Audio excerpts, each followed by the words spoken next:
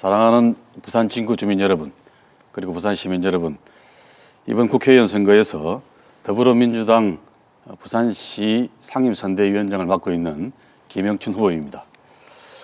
지금 코로나19로 인해서 온 나라가 어렵습니다. 특히 지난 25년 동안 경제의 비중이 매년 갈수록 추락해온 우리 부산 지역으로서는 더더욱 어려운 상황이 계속되고 있습니다. 그런 와중에도 우리 국민들이 코로나19를 이겨내고자 하는 그런 노력의 과정에서 헌신과 자제 그리고 단합의 미덕을 발휘해 주신 덕분에 우리나라는 차츰 안정을 찾아가고 있는 느낌입니다. 하지만 이 와중에 선거가 시작이 되었습니다. 우리 정치가 이 선거에서 어떤 결과를 만들어내는가 하는 것이 코로나 국난을 이겨내고 나라를 다시 반석에 세워놓는 중요한 계기가 될 것 같습니다. 잘 부탁드리겠습니다. 네, 부산진 갑 선거구 구민 여러분 안녕하세요. 거지 같아요. 울고 싶어요. 문재인 대통령께서 시장을 방문하셨을 때 장사하시는 아주머니께서 하신 말씀입니다. 먹고 살기 정말 힘들어서 울고 싶다면서 내뱉은 말입니다. 우리 부산 사람들은 밥 먹은 나가 정겨운 인사였습니다. 그런데 요즘 어떻습니까? 마스크 있느냐가 인사가 되었습니다. 고작 마스크 2장 배급 받겠다고 우리는 약국을 찾아서 길거리를 헤매는데 문재인 대통령 부부께서는 짜파구리 앞에서 반대서 하셨습니다. 문재인 정권 방역과 경제라는 두 마리 토끼 다 죽여버렸습니다. 문재인 정권 때문에 기업은 코로나 도산으로 떨고 있고 국민들은 보릿고개에 울고 있습니다. 이렇게 무능하고 무책임한 문재인 정권 심판해야 합니다. 더불어민주당과 미래통합당의 부산 선대위원장으로서 어깨가 무거운 걸로 알고 있습니다. 후보 개인으로서 또 당을 대표하는 선대위원장으로서 21대 총선 어떻게 규정하고 또 임하실 것인지를. 네, 지금 문재인 정권은 중앙정부와 지방정부 그리고 사법부와 시민단체, 교육 현장까지 다 장악을 하고 있습니다. 우리는 조국 사태로부터 문재인 정권의 실세 집단, 586 운동권 정치가 어떻게 국가와 사회를 망치고 있는지 똑똑히 보았습니다. 586 세대 운동권 집단이 어떻게 똘똘 뭉쳐서 스펙을 위주해서 자식을 의대 보내고 부동산 투기로 어떻게 배를 불리고 있는지 알게 되었습니다. 이렇게 무능하면서도 또 부패한 586 세대 운동권 정치가 이제 국회마저 차지하게 된다면 영구 집권 시나리오가 완성되고 삼권 분립에 우리 대한민국의 자유민주주의는 파괴될 것입니다. 나라 경제와 서민 경제는 또 어떻게 되겠습니까? 대한민국의 미래와 민주주의가 걸린 선거입니다. 시민 여러분께서 힘을 모아주실 것을 간곡히 부탁드립니다. 예, 이번 총선은 과거 우리 부산이 추락을 거듭해왔던 그런 과거로 돌아가느냐 아니면 미래를 향한 미래의 발전을 위한 개혁과 혁신의 길로 나아갈 수 있느냐 그 분기점을 결정하는 선거라고 생각을 합니다. 1995년도에만 해도 우리 부산은 인구가 388만 명이었습니다. 그런데 2018년에는 344만 명, 무려 43만 명이 감소를 했습니다. 전국에서 차지하는 경제 비중도 날이 갈수록 감소해서 이제는 인천에게도 밀리는 그런 형국이 되었습니다.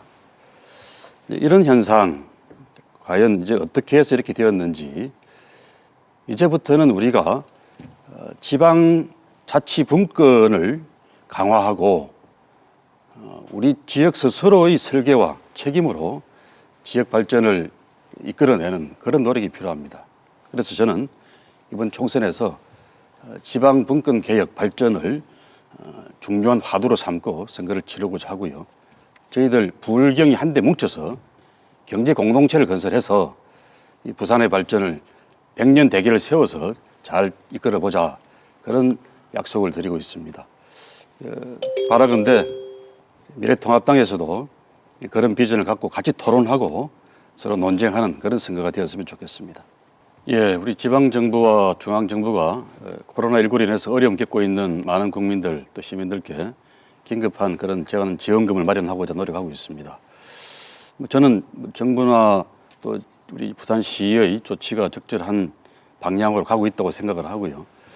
다만 아쉬운 점들이 좀 있습니다.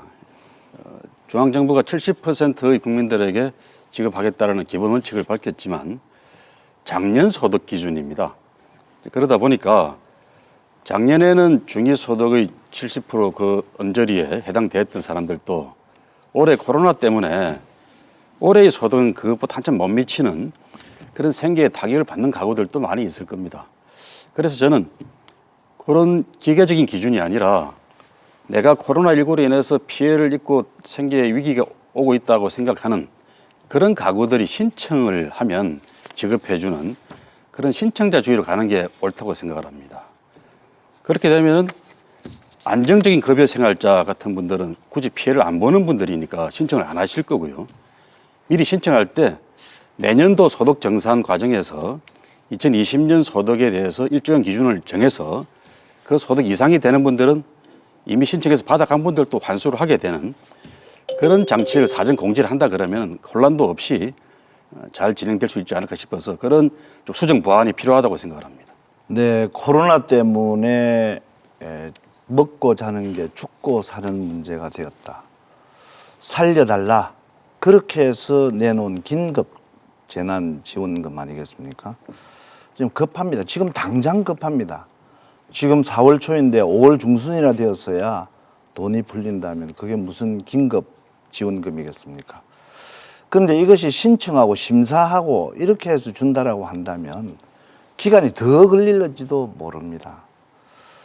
10조 원 정도라면 추경 아니라 세출 구조조정만으로도 지금 당장 마련할 수 있습니다. 뿐만 아니라 매년 우리나라 전체 예산에서 불용되고 입을드는 금액이 한 12조쯤 됩니다. 정부가 마음만 먹으면 지금 당장이라도 그 돈을 마련할 수 있을 거라고 생각을 합니다. 그런데 이제 그 정부의 이런 방법 때문에 우리 집도 100만 원 받는지 그거라도 알고 싶어서 정부 홈페이지에 접속을 했었습니다.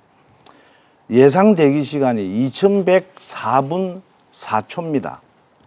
이게 이제 한 35시간 정도 이렇게 되거든요. 그런데 그 이야기는 제 앞에 무려 126,244명이 줄을 서 있다는 겁니다. 그나마 이제는 서비스는 아예 서비스가 중단된 그런 상태입니다. 나라존 10조 원 세금 쓴다는 것인데 이건 굉장히 무책임한 처사거든요.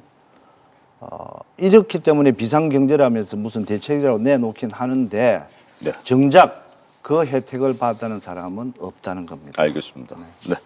5분의 시간, 2분은 질문을 위해서 써주시고 3분을 상대 후보에게 답변의 시간으로 주시면 좋겠습니다. 긴급재난지원금 중앙정부에서 사실도 하고 기초자치단체에서도 이렇게 하고 있거든요. 예. 그런데 저는 기초자치단체에서 하는 것은 반대하고 있습니다. 중앙정부가 이 긴급한 상황이고 비상조치로 하는 것이기 때문에 중앙정부가 책임지고 해야 된다고 생각을 합니다. 그런데 오늘 이제 우리 김영춘 의원 이 문자 메시지입니까? 페이스북입니까? 이렇게 보니까 3대 공약과 더불어 코로나19의 긴급 재난지원금 안내라고 하는 이런 걸 보냈더라고요. 예, 그랬죠. 그런데 그중에 부산 진구 전 주민 5만 원 지원이라고 하는 항목이 있습니다. 그런데 이런 것은 사실 지자체마다 이제 여유가 다르기 때문에 실제로 부산 기장군에는 10만 원을 주고 또 무슨 경남 같은 데는 중위소득으로 해서 가구마다 소득이 다 다릅니다. 이 긴급 재난지원금이라고 하는 것은 모든 국민에게 똑같이 말하자면 모든 국민은 재난과 재해로부터 똑같은 보호를 받아야 한다는 이런 헌법 정신에 위배되는 거거든요. 이런 점에 대해서 어떻게 생각하십니까? 말하자면 지자체가 감당해야 되는지 아니면 중앙정부가 정말 책임을 지고 이것을 수행해야 되는지에 대한 의견을 좀 말씀해 주십시오. 저는 서 후보님 그 지적이 충분히 일리 있는 지적이라고 생각합니다. 특히 형평성 면에서 네. 온 국민이 골고루 혜택을 받아야 된다는 그런 원칙은 최대한 견지가 되고 관철돼야 될 거라고 생각을 합니다.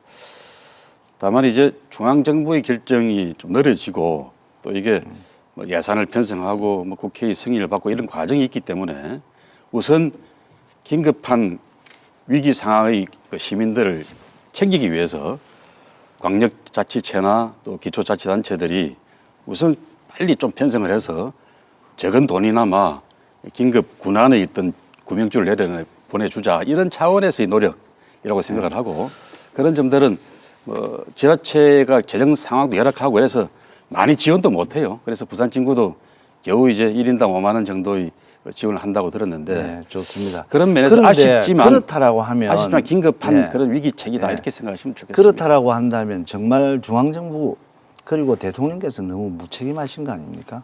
제가 아까도 말씀을 드렸습니다마는 그 불용하고 이월되는 금액이 중앙정부에서는 전체적으로 따지면 매년 한 12조 정도 되거든요. 만일에 대통령께서 마음만 먹고 결심만 한다면 이게 당장 줄 수가 있는 문제입니다. 그런데도 불구하고 중앙정부 예를 들어서 80%, 지방자치단체에서 20%를 부담하라라고 하는 것은 내용을 모르고 계시거나 아니면 정말 무책임하다.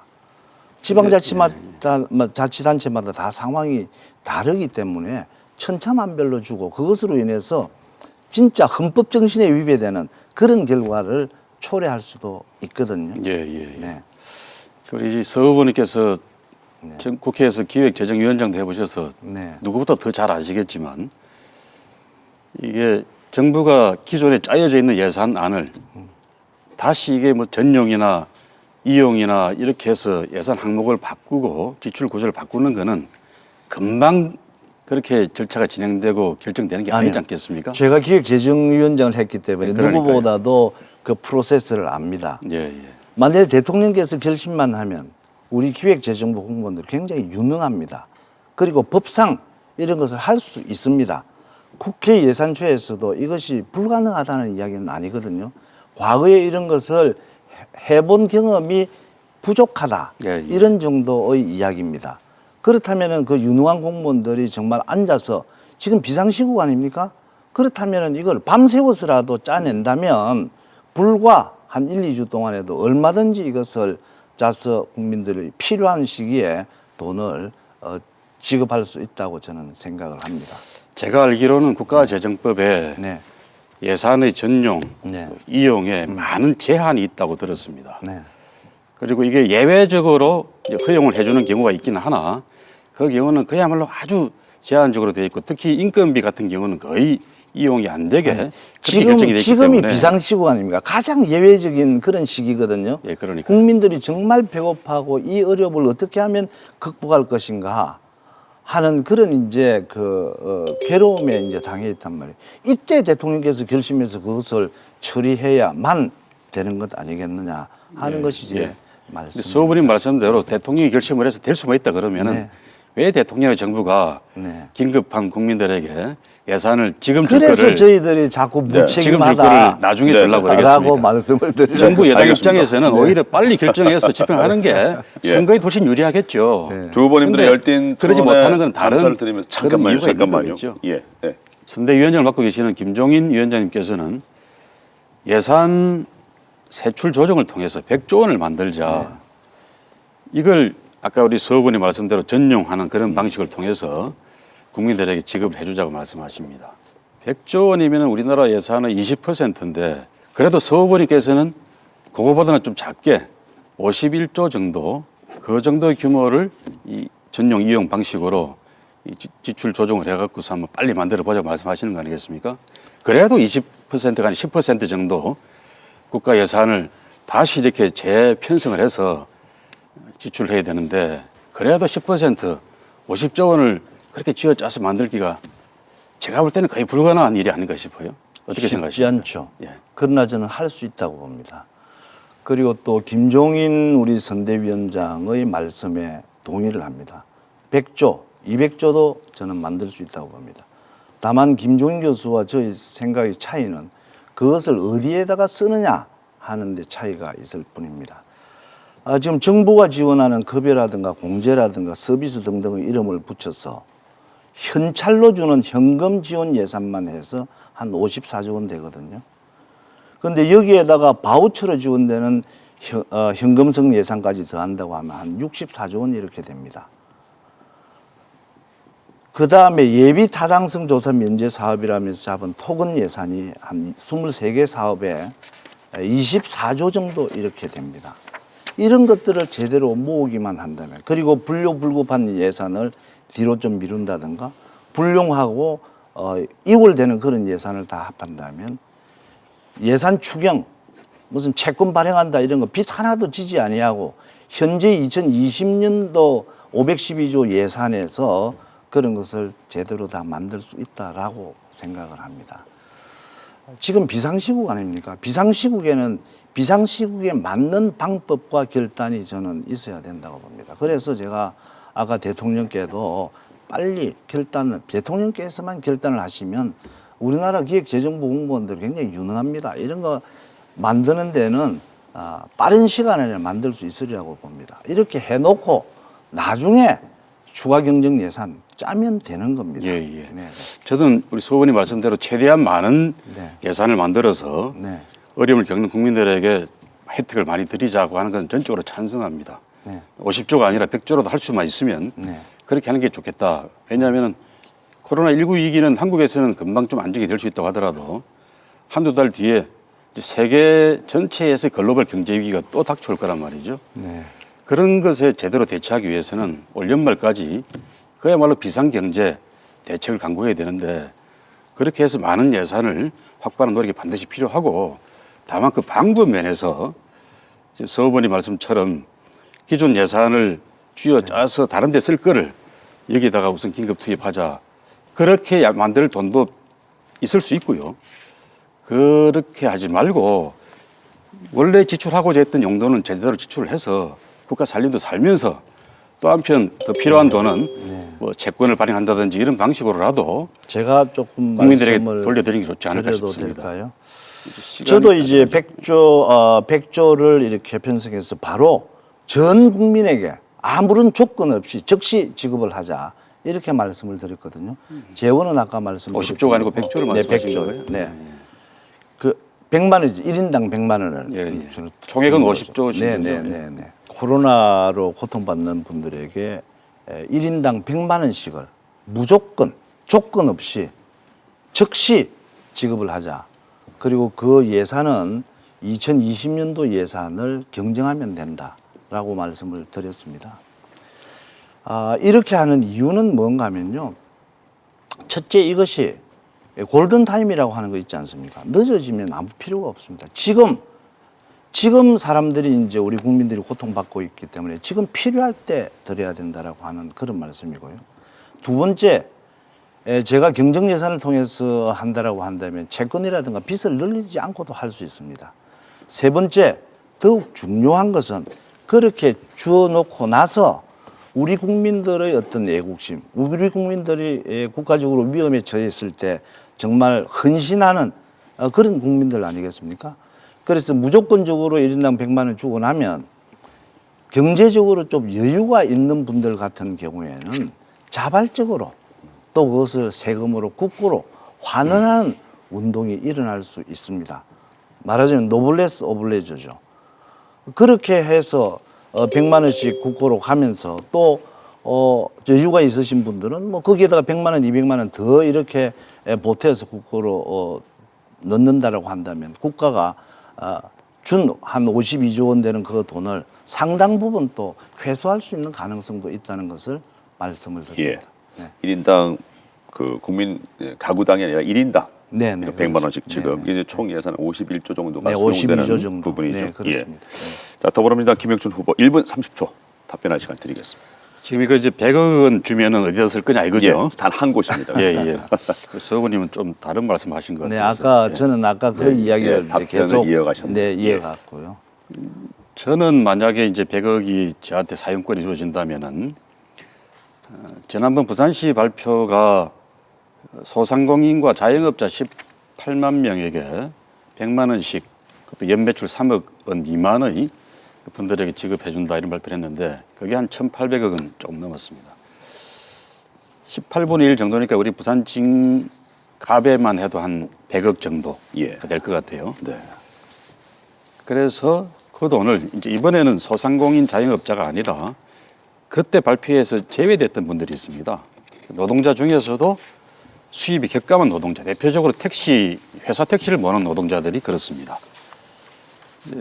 개인 택시는 그 조치의 혜택을 보는데 회사 택시 노동자들 혜택을 못 봐요. 소위 말해서 차상위 계층. 자영업자가 아니기 때문에 이번 부산시 조치에서 빠져 있죠. 예. 그런 분들 그리고 프리랜서 노동자들이나 비정규직 일용직 노동자들 예. 이런 분들 한 18,000명 부산 진구 분들에게 네. 100만 원 정도씩 나눠드리면은 가장 적절한 그런 조치가 되지 않을까 싶습니다.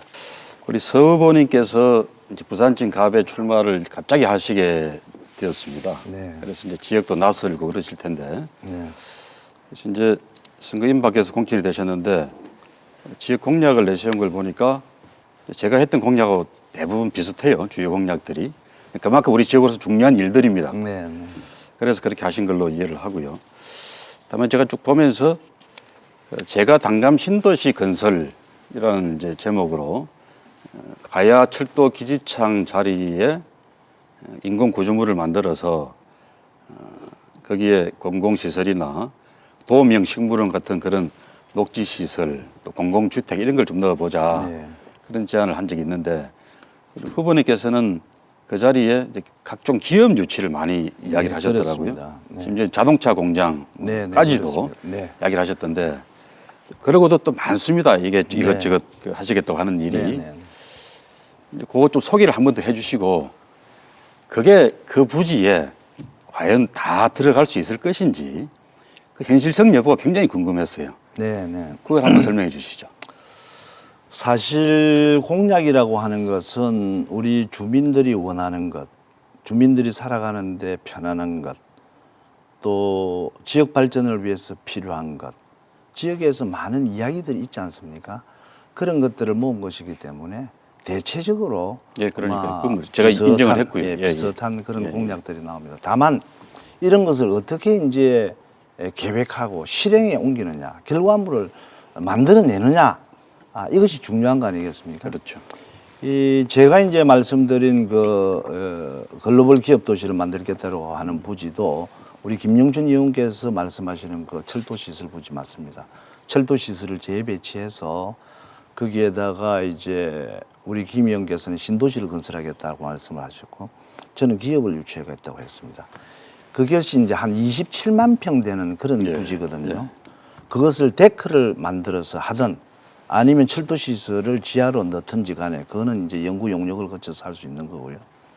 27만 평 되는 부지인 것 같으면 대기업체 하나 유치를 한다고 하더라도 한 3만 평에서 한 5만 평 정도 하면은 됩니다. 요즘.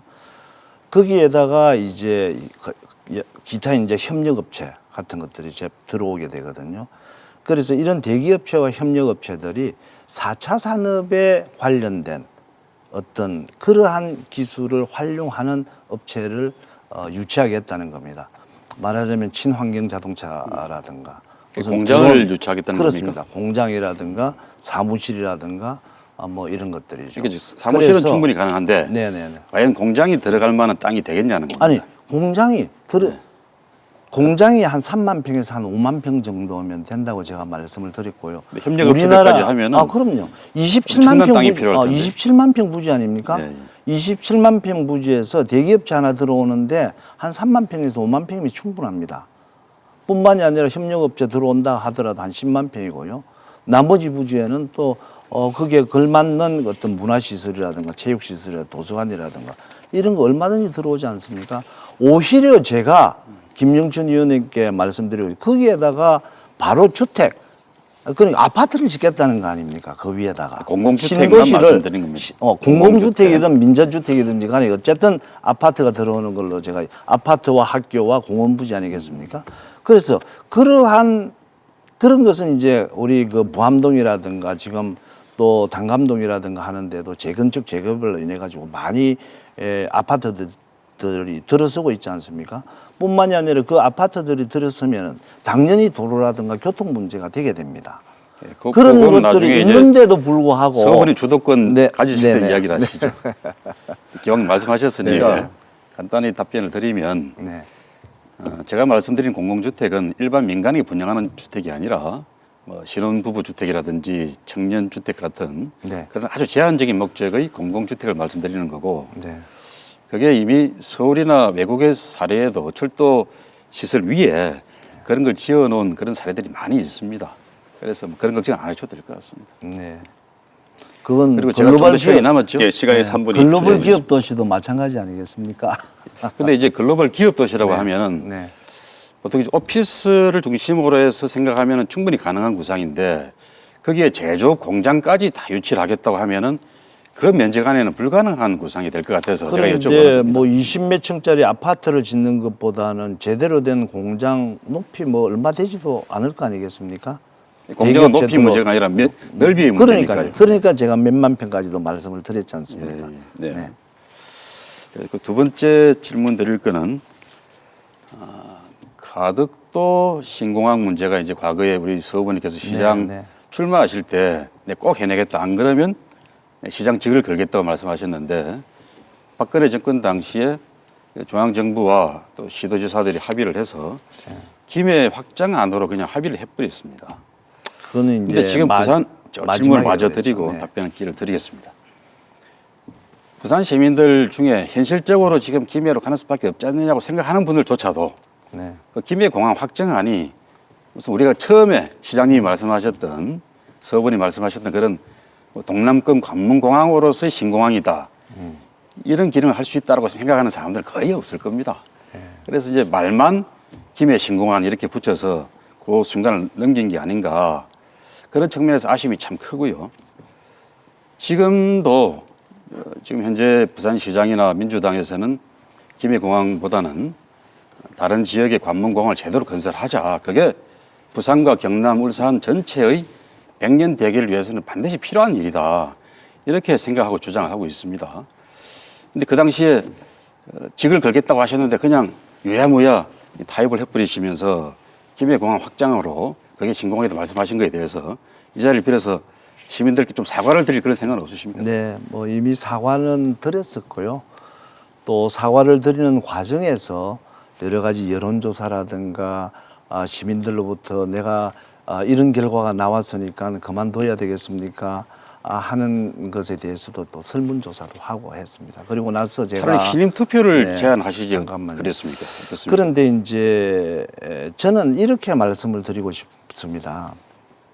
그때 당시에 사실 김해공항 확장이라고 하는 안은 처음에 없었거든요. 가덕도냐 밀양이냐 어느 것을 택할 것이냐의 선택이었습니다. 거의 밀양에 간다고 모든 사람들이 믿고 있을 때였습니다. 그런데 제가 보이지 않는 손에 이해가지고 정치적으로 이것이 결정되면 안 된다라고 사실 난리를 좀 쳤습니다. 그러므로 인해 가지고 이게 아마 조정이 되어서 이런 안이 나오는 것 같습니다. 나왔습니다. 그래서 제가 생각할 때 우리가 공항이 필요한 이유가 뭐겠습니까? 우리 도시가 발전되고 우리 부산 시민들이 좀 더 편리한 그러한 어떤 환경을 만들어서 부산이라고 하는 도시를 발전시키자 이런 거 아니겠습니까? 최선이 아니면 차선을 택하고 그리고 나서 나중에 다시 우리가 원하는 가덕도 추진하면 됩니다. 알겠습니다. 제가 주장하는 것은 지금이라도 대통령께서 가덕도 결정하신다면 쌍수를 들고 예. 환영합니다. 자, 시간을 다 쓰셨습니다. 이번에는 미래통합당 서병수 후보, 김영춘 후보를 상대로 주도권 토론 시작하시죠. 8분 드리겠습니다. 국회의원을 하면서 진영 논리에 갇히지 않은 사람이었습니다. 보수와 진보라고 하더라도 보수는 보수대로, 진보는 진보대로 다들 국가와 국민을 위해서 일을 하려고 하는 것이 아니냐. 그래서 제가 보수라고 하더라도 진보의 좋은 점을 우리가 채택해서 계속해서 발전시켜 나가면 그것들이야말로 국민을 위하는 것이 아니냐 이렇게 생각을 했었습니다. 그런데 문재인 정부 들어오고 나서 소위 말하는 586 이제 운동권 그런 분들이 이제 권력의 핵심에 있으면서 야, 이건 좀 내가 생각했던 것하고 좀 다르다. 과연 이 사람들의 정체가 뭘까? 어떤 생각을 가지고 있을까? 왜 과거 우리 70년 동안 이렇게 만들어 놓은 시장 자유민주주의와 시장 경제 이런 것을 부정하는 듯한 그런 행동을 하는 것인가에 대한 좀 의문이 좀 있습니다. 지금 김영춘 의원께서는 그런 586 세대의 맏형격인 81학번에 고려대학교 총학생회장을 하셨지 않습니까? 아마 잘 알고 있으리라고 봅니다만은 제가 생각하는 이런 걱정들이 그냥 기우일까요? 아니면 실제로 그런 운동권 우리 정치 권력을 가지고 있는 분들이 생각이 어떤지 좀 말씀을 좀 해주시기 바랍니다. 당연히 기우죠. 지금 문재인 정부가 자유민주주의나 네. 시장경제의 큰 대원칙에서 네. 벗어나서 이거 완전히 지금 미래통합당에서 이야기하듯이 완전히 사회주의 국가다. 네.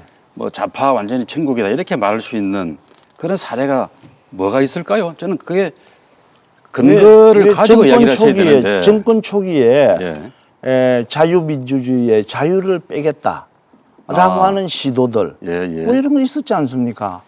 그야말로 굉장히 그건 아마 위험한 이제 그런 뭐 발상 어떤 아니겠습니까? 학자가 무슨 안을 만들면서 어쨌든 그러한 어떤 시안에 집권 한 세력 거지. 중에 중요한 역할을 차지하는 그게 무슨 사람 정부안으로 아니겠습니까? 채택되거나 그런 게 물론 전혀 그렇지는 아니잖아요. 않지만 시도를 하다가 예. 국민들이 저항을 하기 때문에 멈췄었던 거죠. 그때 당시에. 학자 한 사람의 무슨 그 글에 그 시안에 그렇게 자유가 뺀 민주주의만 있다고 그래서 그게 마치 정부의 의견인 것처럼 그러면 그렇게 말씀하신 과장이죠. 그러면 소득주도 성장에 대해서는 어떻게 생각하세요? 저는 소득주도 성장 근본적인 방향은 맞다고 봐요.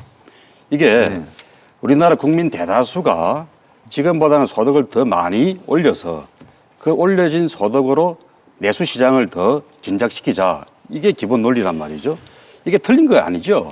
다만 그러나 물론 이건 다만 맞다 틀리다의 문제는 아닙니다. 방향성은 맞다는 말씀이고요. 아니요. 맞다 틀리다의 문제가 아니고 그 방향성을 틀렸다고 말씀하시면 이 안 되는 소득주도 거죠. 성장이라고 하는 것 자체가 전형적인 좌파의 경제 정책이 그렇지 않습니다. 그렇습니다. 미국에서도 분명합니다. 소득주도 성장을 주장하는 경제학자들이 많이 있습니다. 좌파적인 성격의 학자들. 미국 민주당 성향의 학자들이죠. 그걸 뭐 좌파라고 아니요. 말씀하시는 민주당 거고요. 전체, 민주당 주류의 생각은 아닙니다. 그리고 이것은 저쪽 아르헨티나라든가 베네수엘라 이런 데서 전형적으로 시행을 해서 실패한 그런 정책이거든요. 이 빈부격차를 없앤다든가 또는 서민들의 어떤 그 소득 수준을 올린다든가 당연히 해야 될 일이죠. 그것은 시장 경제 체제, 자본주의 경제 체제 하에서도 당연히 필요한 일입니다. 극단적인 그런 소득주도 성장, 전 세계에서 실패한 그런 것을 가지고 와가지고 오히려 소득주도 성장이 아니라 소득주도 결과적으로 빈곤을 만들어내고 빈부격차를 더 크게 만들어냈거든요.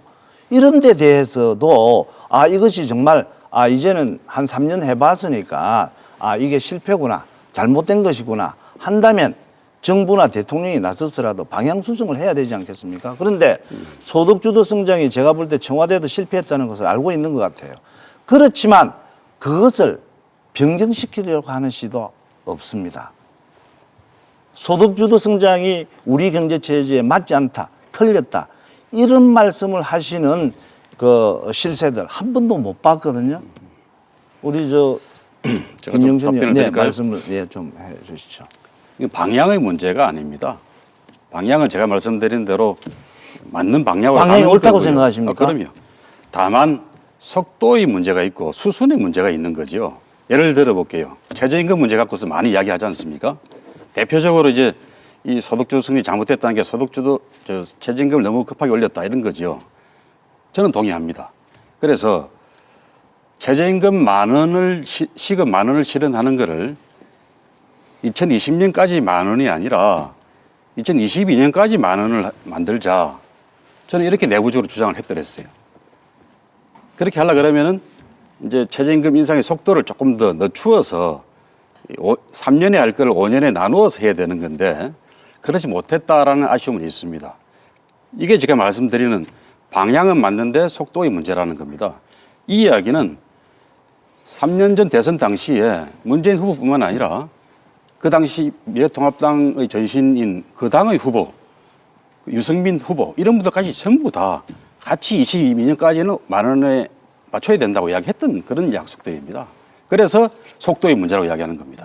그래서 그 말씀 그분들도 역시 큰 틀에서는 소득주도 성장의 방향에 동의하시는 거죠. 네, 김영춘 의원께서 말씀하시는 최저임금의 속도 문제라든가 주 52시간의 문제라든가 이런 것은 우리 자본주의 경제라든가 시장 경제에서도 추구해야 될 가치입니다. 예, 예. 다만 말씀하신 대로 그것이 급격하게 변했을 때 현재의 어떤 경제에 치명적인 어떤 그 안 좋은 점을 야기시키기 때문에 그 속도가 점진적으로 가야 된다. 예, 그렇습니다. 우리 경제가 감당할 수 있는 정도의 수준으로 가야 된다라고 하는 것입니다. 예, 예. 그것이 소득주도 경제 성장의 어떤 핵심적인 것은 아니라고 봅니다. 지금 많이 이제 그동안에 논란이 됐던 소득주도 건 바로 성장의 최저임금 핵심은 문제였죠. 뭔가 하면 그냥 정부가 포퓰리즘적으로 국민들에게 그냥 돈을 던져주는 겁니다. 그렇게 해서 무슨 소비를 진작시킨다든가 해서 경제를 올리겠다는 것인데 그것은 아까도 말씀드렸습니다만 베네수엘라나 다른 어떤 그 나라들에서 시행해가지고 완전히 실패한 경제 정책이거든요. 예를 들면 어떤 걸 이야기하시겠습니까? 투자와 그냥 돈을 던져주는 사례를 한번 들어보시죠. 구체적으로 말씀해 주시면 좋겠습니다. 지금 갑자기 그걸 물으니까 사례가 지금 생각이 나지는 않습니다. 그래, 제가 답변을 드릴 수 있기 제가 때문에. 찾아서 예, 예. 자료로 보내드리도록 하겠습니다. 예, 예. 그래 주십시오. 네, 지금도 마찬가지 아닙니까? 지금 이제 그건 내가 자료를 해가지고 드리도록 하겠습니다. 예, 시간이 조금 여유가 있긴 합니다. 그래. 네. 네. 종료를 하시면 그런데 예. 그 586 운동권 정치에 대해서 이제 말씀을 하시다가 이제 소득주도 성장까지 이렇게 갔습니다만은 그 왜 최근에 이제 조국 법무부 장관이 사실 우리 국민들을 많이 실망시켰지 않습니까? 그 아예 스펙 문제라든가 여러 가지 이런 것들 때문에 그런데 나왔습니다. 거기에 대해서 586 정치권에서 한마디도 말을 안 하고 옹호하는 그런 이야기들만 하고 있단 말이에요. 그래서 그 이유도 좀 알고 싶습니다. 예, 시간을 다 쓰셨습니다. 시청자들, 유권자들에게 드리는 당부의 말로 말씀을 마무리해야 할 것 같습니다. 네, 부산 진구 구민 여러분 그리고 부산 진구 구민 여러분과 함께 하게 되어 영광입니다. 잘 왔다, 환영한다 이런 말씀들 많이 주셨습니다. 정말로 감사합니다. 저 서병수는 문재인 정권을 심판하는 데 적합한 인물입니다. 제가 못 살겠다 갈아보자, 문재인 정권 심판하자 이렇게 외치면 우리 부산 진구 국민 여러분께서도 뭉치자, 바꾸자, 문재인 정권 심판하자 이렇게 많은 분들께서 화답해 주셨습니다. 저 서병수는 부산진의 초석을 다시 세우는데도 가장 적합한 인물이다 감히 자부합니다. 저 서병수가 부산 진구를 부산과 울산, 경남을 아우르는 인구 1,000만 도시의 중심으로 세우겠습니다. 자신 있게 말씀드릴 수 있는데 제가 가장 잘 할 수 있는 것은 일입니다. 시간이 다 되었습니다. 감사합니다. 네. 이어서 더불어민주당 김영춘 후보 마무리 발언하시죠.